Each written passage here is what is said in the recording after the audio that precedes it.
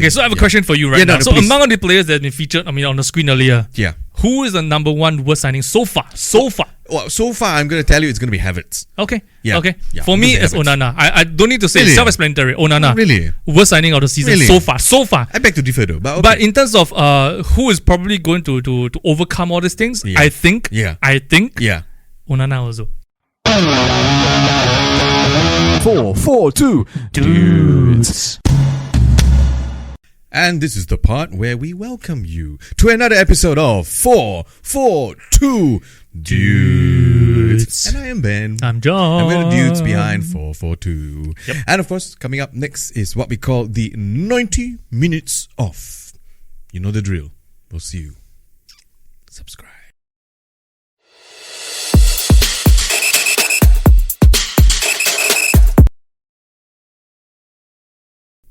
Whoosh! And this is the part where we call 90 minutes of. Thank you for being impressed with my budget sound effect. Not bad. Yeah. Not bad. And again, for those of you who just started following us, we're recording this all the way in a little part of Singapore where we call Tampines. Not Tampine, so Tampines. Now, speaking of which, and like how we're impressed with what Tampines has to offer, we want to know, and maybe your views, but we're going to share our views because that's what 90 minutes is all about. What are actually the top 5 most impressive or underperforming teams so far? Now, it's not we're not at the Christmas period yet, where usually that's a better gauge, but we kind of have an inkling of who has been impressing us so far. I mean, that's right. I mean, we are probably 1 quarter into the season already, right? That's 1 quarter, done and dusted kind of stuff. So there were a few teams that definitely impressed. Definitely one team in particular kind of like over-exceeded everybody's expectations. Okay. And for me, I don't know about you yet, I don't know about you guys, but for me, I think that the team that impressed me, or rather impressed everybody the most, I believe it's Spurs. No. I believe it's Spurs. Right. I mean, Ange Postecoglou. Oh my goodness, what a start to the season. Yeah, what a start. They are still, correct me if I'm wrong, they are still the only team that's undefeated in the so EPL. far. Yeah. Wow. I believe so. Wow. Spurs definitely. I think we were talking about how the departure of Harry Kane would definitely have a big impact on Spurs, and I think it did. In a positive way. Yeah, actually, quite right. And if you really think about it, right, Bayern is currently 3rd in the Bundesliga. Can you imagine? Yeah. Can you imagine the memes and the comments that will come out? It is the Harry Kane effect. If Spurs were to win. Yes. Okay. and Bayern doesn't end up winning. Wow. Can you imagine the kind of that literally the Harry Kane effect? But for me, hit himself. There are 5 teams definitely. For me, Spurs number 1. Okay. For sure. Okay. For sure. And I believe, if you can see on the screen right now, I think these are the top, at least for the top, because besides Spurs, Villa has impressed. Brighton, obviously. Newcastle has been somewhat inconsistent, but generally they have been over-exceeding expectations as well.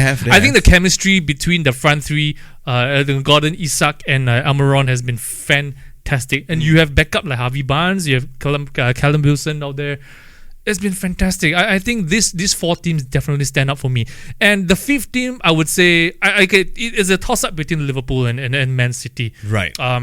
So I don't know. I'm just going with either or. To me, they're kind of similar. What are your thoughts? What are your thoughts? Well, I think I do agree with you on that list over there on the screen. Absolutely spot on for everyone.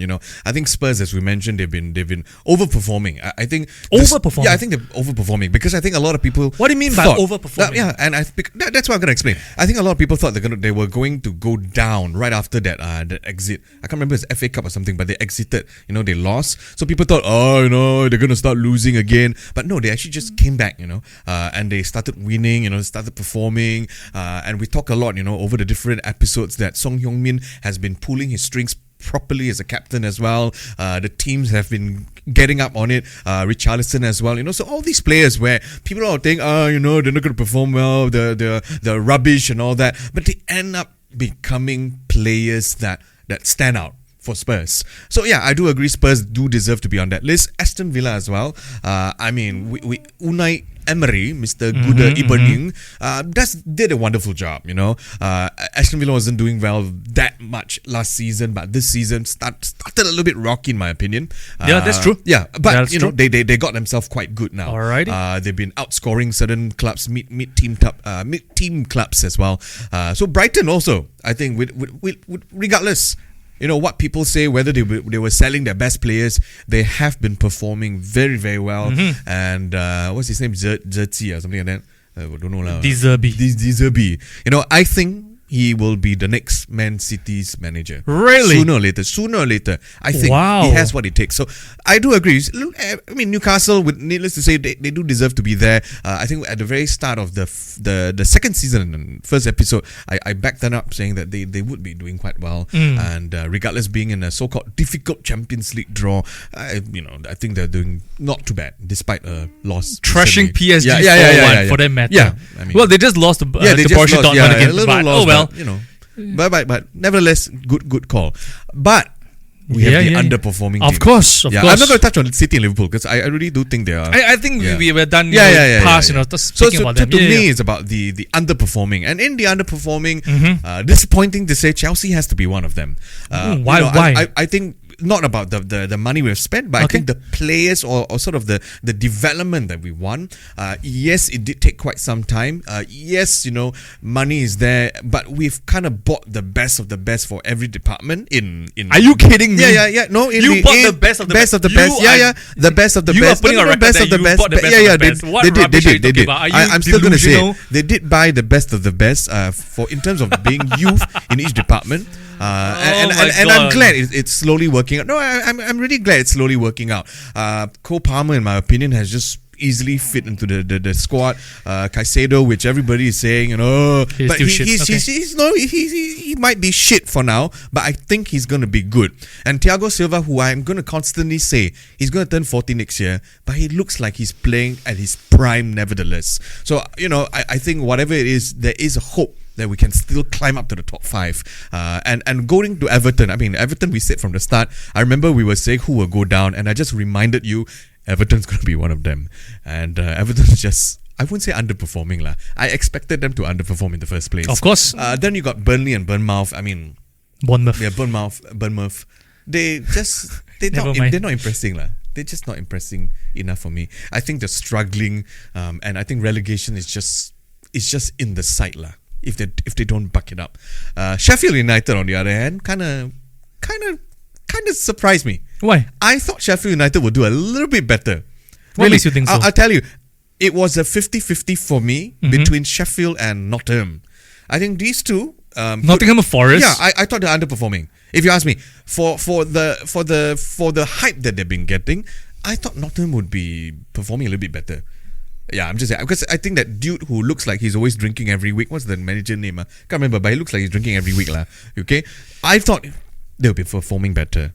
But Sheffield United, no lah. I mean, you got to perform better, guys. I mean, this is the EPL after all.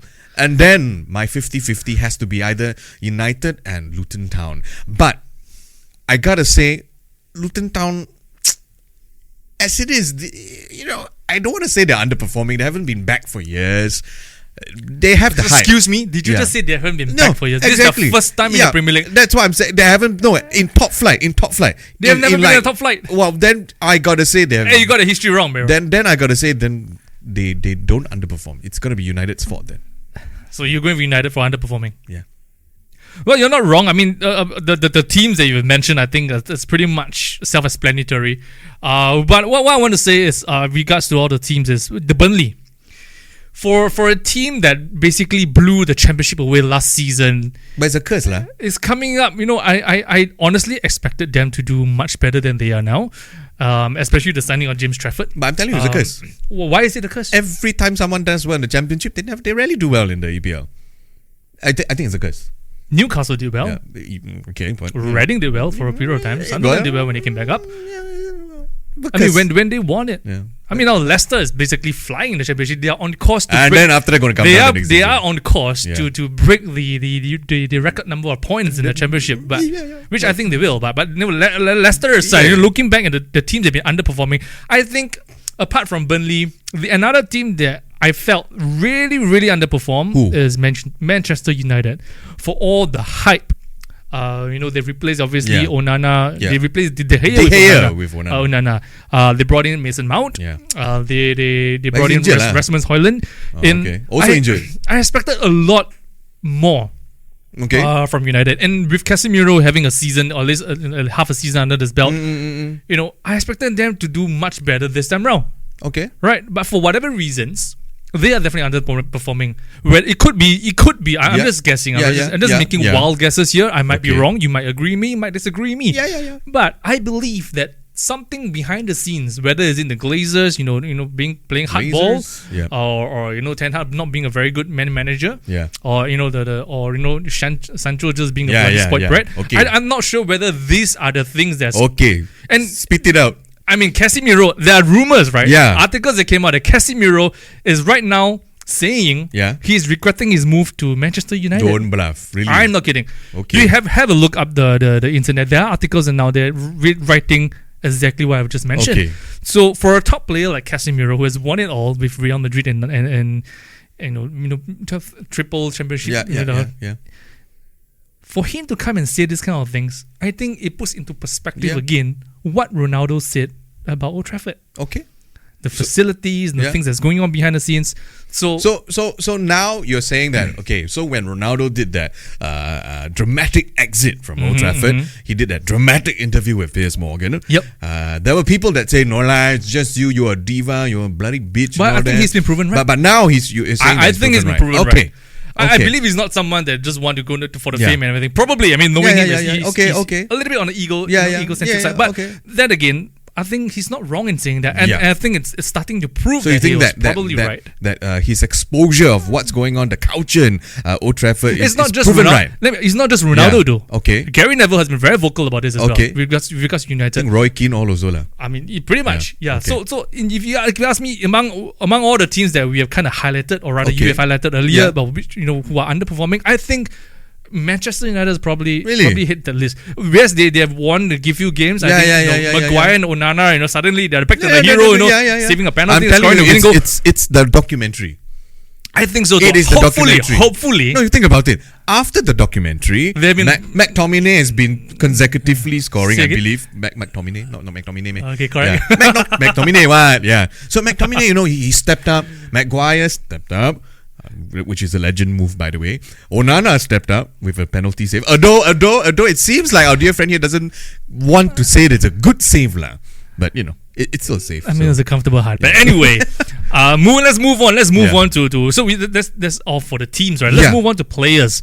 So again, we're going to talk about our top 5 most impressive players. Probably the least impressive signings. So we're in terms of players, let's focus on signings instead, because I think there have been a lot of fantastic signings so far this season. In your opinion, Ben, who are the top 5? I'm going to say this. I think, you know, when I was playing FIFA, I like to use this guy a lot. And when he made the move, I didn't expect him to flourish. Okay. And I have who is that? trouble pronouncing his name all the time. What Prowse? Just what Prowse? Yeah, what Prowse? Whatever his name is in front also, I forgot. But you know, I thought he was the. You know, I think when he was much younger, not that he's very old, but when he was much younger, they touted him to be the next David Beckham. Because, you know, the whole free kick thing, they were trying to say that, you know, they needed a free kick specialist and he could emulate some of the stuff that Beckham did. He has really overtaken Beckham in terms of... but you know, but success-wise, you know, it's still not there yet. But they were saying that, you know, he was the second coming, but didn't really live up to the name. But I think this season, he has proven to be a quality signing. Of course. In my opinion. So I think he's easily at the top for me. So among those players that you see on the screen right now, so among all these players, all of them, you think what Prowse stands out as the most? Number one. Okay. Yeah, I would throw in, even though we didn't put him there, but Bruno Guimaraes. He's not a new signing. No, we're talking about new signings. Yeah. I'm just trying to say that, you know, he's been consistent for me. Yeah. But in terms of new signing for this season, then I gotta go with Ward-Prowse. Rice is it's okay. Your Liverpool guy that I cannot pronounce Szoboszlai. His name is Dominic Szoboszlai. Szoboszlai. Okay, but having said that, I think for Rice and Szoboszlai, so Szoboszlai definitely impressed. Not many people expect him to fit into the league, is it? To assimilate into the Liverpool team so soon, and performing so well. He's basically a Steven Gerrard regen. But that being said, I think for me, the person that impressed the most, I'm going with Spurs again, and it's James Maddison. All right. I think he's starting to show his true potential. Okay. I don't think unlike when he was at Leicester. Correct. He was definitely a good player at Leicester, but better now. I think he's truly showing his true potential right now at Spurs, being one of the main. Granted, he was one of the main main players at Leicester, right? Well. Yeah. But this is on a whole new different level. This is really on a whole new different level. And if you ask me, I think he should be on the starting 11 for England. I don't think Rashford should be inside. So you're gonna tell Southgate, what are you doing? I mean, yeah, I would say that to Southgate. I mean, Maddison for me he has basically, I think he is. I wouldn't say Son is the reason that Spurs are doing so well. Okay, now you're gonna say it's Maddison. I would say Maddison is the one. Wow. Because if you think about it, right, in the past few seasons when Kane was around, he was basically the main source of the creativity. Kane had to drop very deep, to pump in those long balls in. Right now you have Maddison. Maddison can do it all. He can pump in long ball. He's such a creative player. He's something that's crying. So many teams are crying out for a player like him. Right, and I think he's doing that. And with his chemistry with Son, he's doing very well with Kulusevski on the right, with Richarlison's in as well, and the Ange effect. Yeah, the Ange effect as well. I think for me, Maddison, number one, definitely. Having said that, we can see Rasmus Højlund on the list as well. Yes, I think he has the potential to also be become impressive. One of the, if not the most impressive signing. Szoboszlai, I love his energy. I love whatever he's doing. But for me, I think Liverpool's style of play will affect him in the sense from a goal contribution point of view. I think Liverpool's style will affect him in this manner. But having said that, I still think impressive. That he will still be one of the. He's definitely one of the players to be. I mean, he's still being touted as one of the best signings.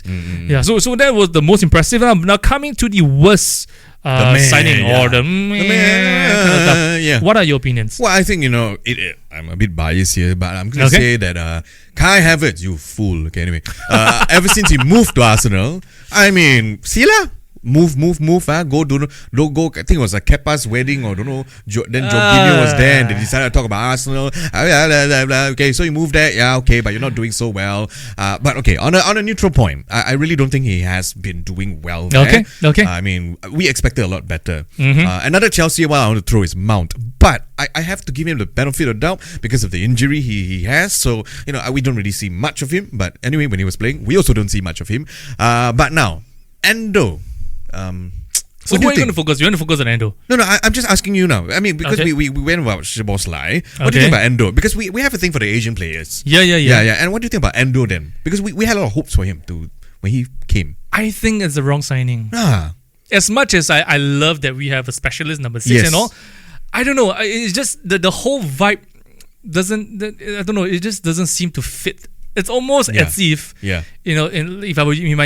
I may use the illustration of a jigsaw puzzle, you're just forcing it in into this jigsaw. Even though it doesn't fit lah. Yeah, it kind of looks like. I get what you mean. Yeah. At certain angles, it looks like it fits, but at certain angles, it actually doesn't really fit. So that's the feeling I get with Endo for Liverpool. And you know what? I think that's nicely put, because I want to say the same thing for Sanchez. Okay. Because Sanchez, who is a decent goalkeeper, but I think many a times when Chelsea plays, he is often at fault as well. Okay. Yeah. I mean, he's not as unfortunate as Onana at times. But he doesn't seem to be very stable at the back. In fact, I dare to say this, I think even Kepa himself is much more stable. So Sanchez replacing Kepa, I don't feel safe there. I don't feel safe there. So I don't. Okay, so I have a question for you right now. So please. Among the players that have been featured, on the screen earlier, who is the number one worst signing so far? Well, so far I'm going to tell you it's going to be Havertz. Okay. For me, it's Onana. I don't need to say it's self-explanatory. Onana. Really? Worst signing of the season so far. I beg to differ though. But in terms of who is probably going to overcome all these things, I think Onana also. Well, okay. Really? No, that's what I want to say. Really? I think Onana is going to be an impressive one. So I know it's going to be. It sounds a little bit controversial, but it's going to be the worst and the best. I think for now, so far, he is the worst. Yeah. But I believe he is among them, the player that will definitely overcome. I agree. That's what I'm saying. Yes. Yeah. But he has to watch the documentary. That is, I tell you, when what is that Buta name Ten Hag has to do is to just show them the documentary. They're all going to start crossing like David Beckham. They're going to fight like David Beckham, and Man United is going to get top 3. No, I swear. Okay. It's a weird effect, Enough. I don't even support Man United, by the way. Yeah. But in any case, those were our reviews and analysis. If you also feel the same way, then let us know. And if you're a United fan, do you think the documentary helps? And otherwise, if you are a Liverpool fan, do you think that Endo for some reason cannot fit the puzzle? And if you're a fan like me from Chelsea, then do we really feel safe with Sanchez at the back? So yeah, that's our 90 minutes off. We will see you for the next one. If what we call, like an hour, is what we call What's What with... That sounded like Halloween special, the way he said it. But anyway, it is Halloween soon. Yeah, it is Halloween soon. So yeah, we'll see you next for our What's What with Who's Who.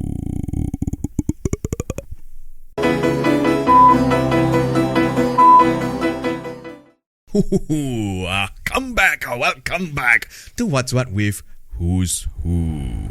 And this is the part where he like blowing the thing. This is the part where we share with you current interesting happenings in the world of football. And so we like to dive in because we talk about the impressive one, we talk about the worst one, but then now we talk about the confused one, which is Everton.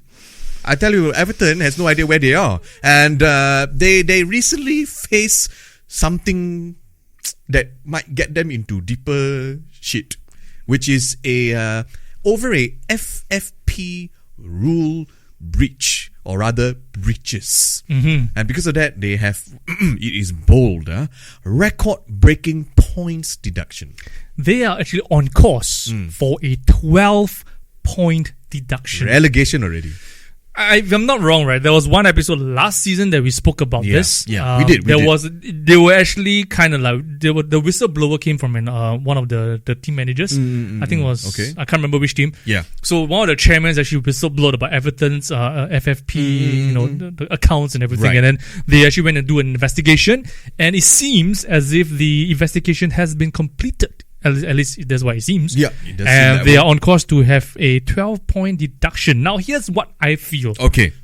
What about Man City? Yeah, exactly. Manchester City has a total of 115 charges of FFP breaches. But so far, to date, nothing. It's been almost 5 years. 5 years. Yeah, 5 years. You wanted to say the F word. Yes, yeah, I really wanted to curse. Yeah. But it's been 5 years, but nothing has been done. No points deduction. No. I think there was a fine and anything. But if anything, they were still champions after champion, and it's bullshit, isn't it? It's really bullshit. As much as I hate Everton, obviously being a Liverpool fan, yeah. But I think this is quite ridiculous. Yeah. I mean, again, we've been talking about consistency, week after week. Yep. Hey, where's the consistency in this? Where is it? Where is it?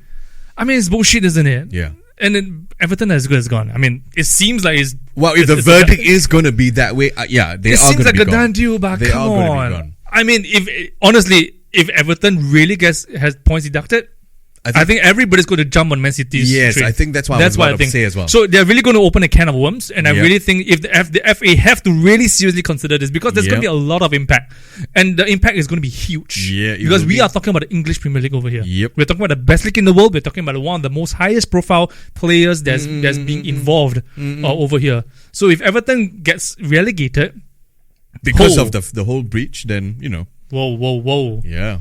This is going to be very interesting from now on. And then I'm pretty sure, they're going to counter and say, oh, then what about, like what you say, Man City. Exactly. I don't know. Maybe you guys, maybe people who are familiar with all this FFP ruling and everything, please let us know. Yeah. Please let us know. All right? I mean, again, for those of you who have your own thoughts as well, please do feel free to share with us, message us, drop it on the YouTube channel as well. Let us know how you feel about this whole saga surrounding Everton. And despite him, having this Merseyside rival, it's nothing to do with that. It's about where is the fairness in it, Exactly. So it's disgusting. So let us know. Yeah, so let's move away from Everton. I Okay. think the next topic that we want to talk about It's something that's very, very sad. Yeah. It actually hit me a little bit. Oh, is it?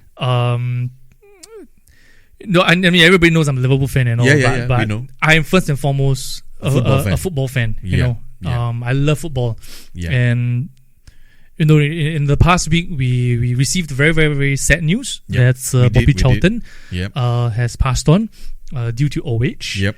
And why it hit me so hard is because when I first watched football, was he playing? I mean, obviously he wasn't playing. I'm not that old, right? But just testing.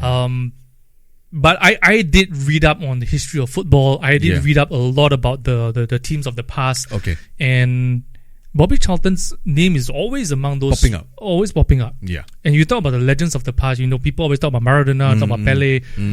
But Bobby Charlton is actually one of the pioneers of, I would say pioneer, because he's probably one of those players that actually kind of paved the way for how football is today.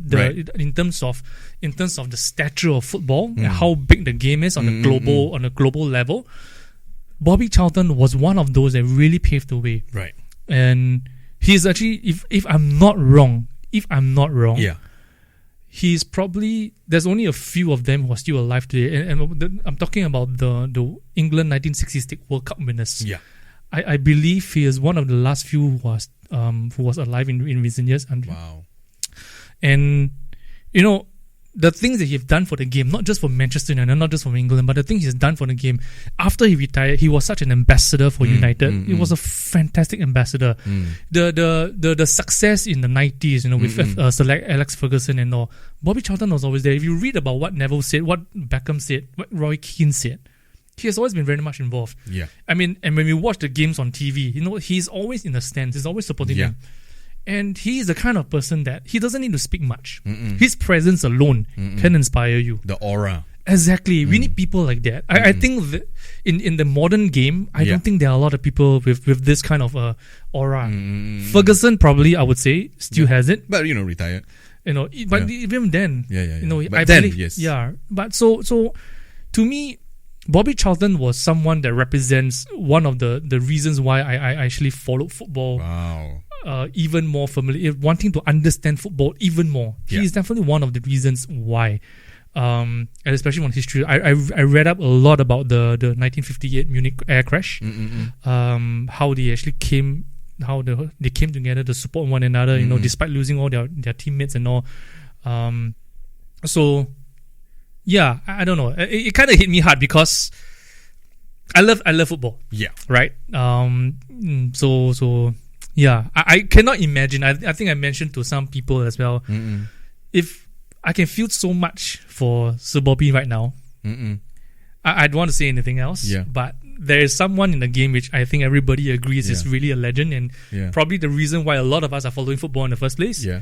This person is not much younger than Sir Bobby. Okay. I can't imagine the day that he passes on. Right. I really do not know how I feel. Right. Because I mean... To just touch on what you said, I mean, these are figures, again, that transcends beyond the club loyalties that we have. Of course. I think these figures, they've been quite prominent in the work they've done, again, on field, off field, and they have somehow, and I do agree with you. I think even though it has been so many years, and I watch football much later than you, I am aware of his presence, I'm aware of what he has done, but of course not as much of a history as you, but I'm aware of him. And so that goes to show, that the legacy that he has carried around, I think rightfully so deserve to be knighted. Of course. So I think that was I would say, and I do agree with you. I think these people, including Sir Bobby Charlton, has made this legacy in football. And I think we have, hopefully we have more of such players, or in fact more of such managers, or more of such staff that will continue to do the same thing. Because we never know what goes on behind the scenes as well. So I think, we like to do this little tribute here from the 442 Dudes to Sir Bobby Charlton, who we deem to be probably England's finest ambassador. Definitely. So yeah.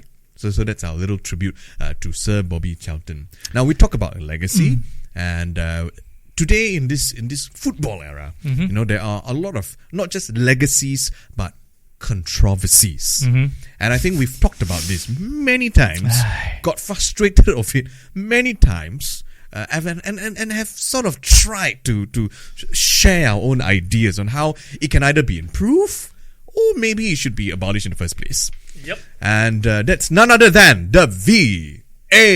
I mean, John, I think you look ready. You know, you're getting this fighter position. I just have a few words to say. Okay, let's go. Let's just scrap it all. Let's scrap it all. Let's just scrap VAR once and for all. Full stop. Okay, that's all. all. No, we're going to say scrap VAR once and for all. And I'm going to agree with John on this instance as well. I think it has been stopping football momentum in all sorts of very odd reason. And I think let's just give the officials the time to officiate the match, and a little error wouldn't hurt. That's just from me. A little error wouldn't hurt. Yep. Yeah, instead of all the stupid... I'm saying this because of the handball incident recently, with whole Chelsea and whatnot. But I'm going to say that the handball thing is, I think it's stupid. Because sometimes, and I can't remember who was it, I really cannot remember which pundit was the one that raised it. But when you're going to jump, your hands are obviously going to help to balance your body. And I agree there wholeheartedly. So, you know what? Scrap VAR lah. Bye-bye VAR. So, yeah. That is our take. So, we're going to say bye-bye VAR. You've come and go. It's not been 10 years. I think it's been shorter than that. But we think you are no-go. So, bye-bye. That's all we can say. Yeah, so that wraps up our episode on another episode rather on 442 Dudes. We'll catch you guys next week. We will catch you on the next one. And hopefully by the next one, goodbye, VR. Yeah. So remember to continue to subscribe, share, and like. And don't forget, brought to you by CCB TV.